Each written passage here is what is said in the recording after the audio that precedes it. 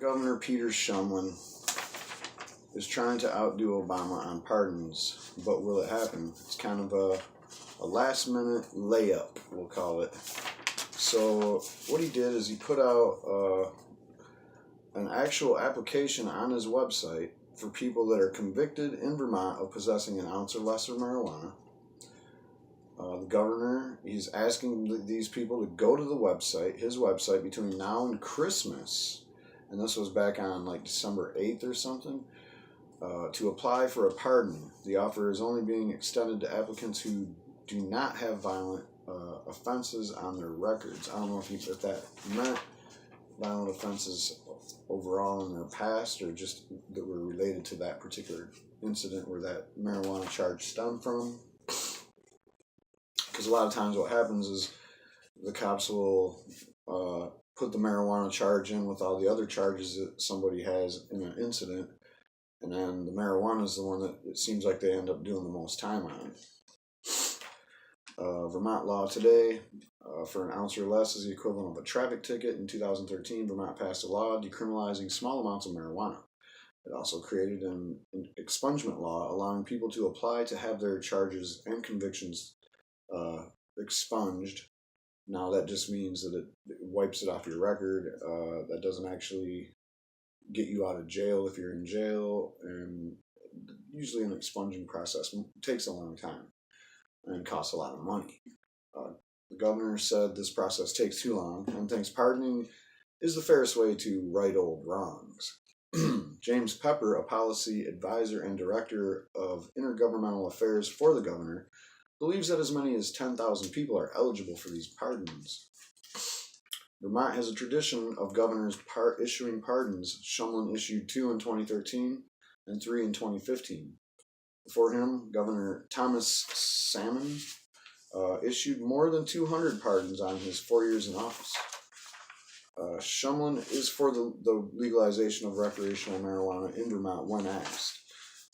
If you remember me doing a video about not too long ago about how Vermont actually has legislation sitting around waiting for a new session to come in, I've heard different opinions as to whether they're going to move on that. I wouldn't hold my breath right away, but it's very possible. I'd say right now it's about a 50-50 chance.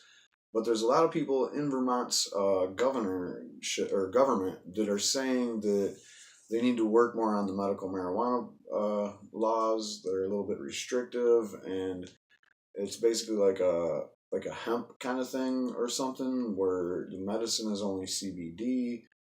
I'm not even sure. I'm gonna look more into that, but yeah, that's their excuse for not moving on the recreational. If they don't, is that they need to focus on the medical marijuana and get that right. Well, the good news is if you get caught with your medicine, or if you get caught just trying to smoke marijuana recreationally or whatever, if you have under an ounce, it's only like a minor ticket. And if you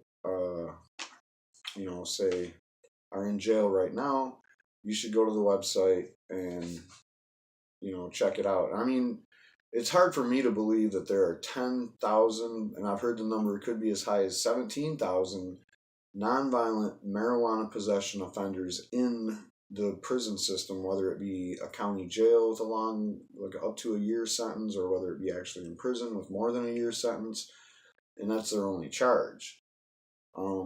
Now, if the other charge isn't a violent crime, or I don't know where they draw the line on that. Like, if you rob someone's house and they're not home, is that a violent crime still?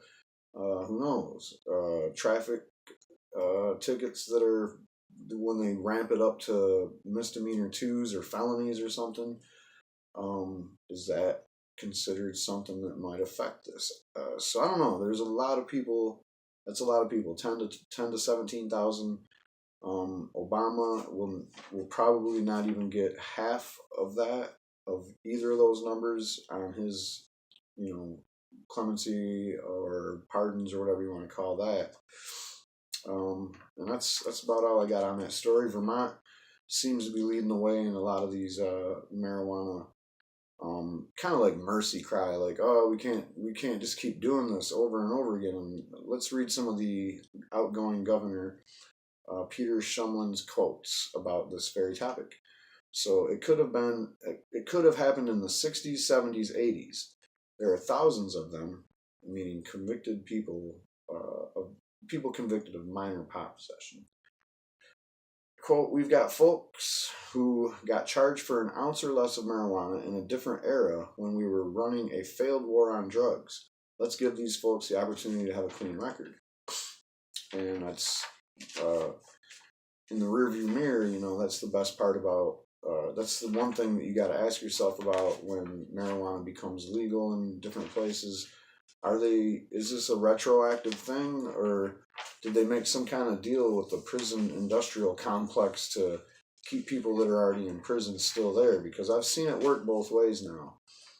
And the last quote from the governor, as governor, I've been trying to lead a more sensible drug policy, and there is some injustice in not having the new rules apply to those who are having their lives held back because of old rules. And it doesn't just mean the people that are actually in prison, which is definitely bad. Like if you're in Colorado sitting in prison right now because you sold marijuana, or you had an extra amount of marijuana than what you were supposed to before the laws changed, and you're still sitting there, yeah, that's a terrible injustice. But it's not just those people. That's the worst case scenario. Or the worst case scenario is someone that got shot for marijuana and killed by the cops, and now marijuana is legal in that area. That's the worst. But we don't even want to go.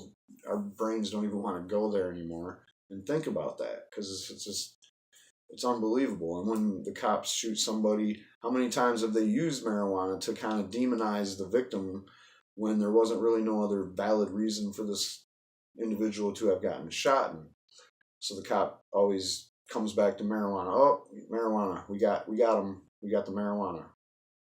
It's not a reason to shoot and kill somebody, and it's not a reason to put people in prison. It's not a reason to put a kind of like a scarlet letter next to someone's name so that they can always have this strike against them whenever they're trying to advance in life. Marijuana is not worth any of that. It's certainly medicine. It should be looked at in a positive light, never in a negative light, but it looks like we have a long way to go before that is the case.